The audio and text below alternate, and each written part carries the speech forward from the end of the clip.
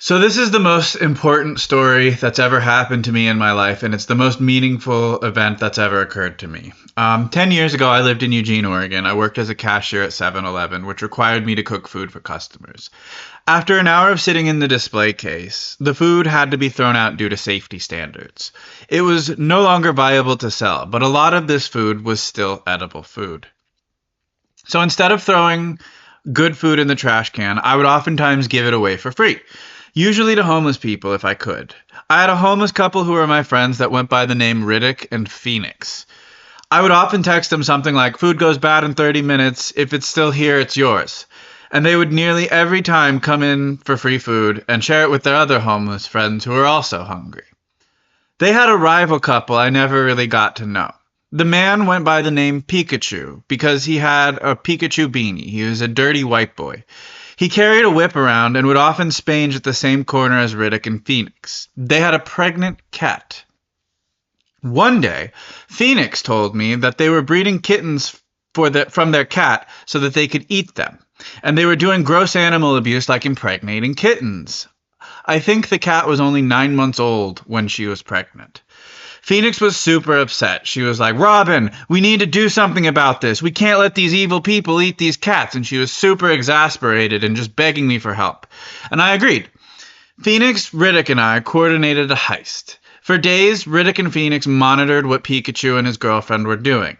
He'd often leave the pregnant kitten unattended while he went to do something, God knows what. So the plan was, I got off work at 3:30 p.m. Pikachu left the kitten alone around 12 in the afternoon. So what happened one day was Riddick knew the cat was alone. He picked her up and babysat her until I got off work. He texted me to let me know he was on the cat. I met up with Riddick downtown, and he escorted me to the vet where I explained the situation, and Riddick left. I gave the kitten the name Caroline. The vet confirmed Caroline was pregnant and that it was super sad because she was just a kitten herself. Now here's where it gets complex. I lived in a quad with a shared bathroom and kitchen. There was an elderly lady that lived in the quad next to me and was good friends with the complex manager. She was a local legend in Eugene and everybody knew her. And animals were not allowed in the apartment complex. Her name was Sunshine. Sunshine was a huge sweetheart. I explained to her the situation about Carolyn being in danger, and she was like, "Fuck management, I don't want this kitten getting eaten." And she kept my secret and took care of Carolyn while I was at work. When I'd get home from work, I'd lay on the mattress on the floor because I didn't have a bedpost. And Carolyn would lay on my belly, and her little kittens would kick my belly, and it was the sweetest experience I've ever had. Carolyn truly trusted me and was super happy every time I came back from work. She got to live in my tiny quad, which was, not a very big room, but it was much bigger than the crate she had been jailed in for most of her life.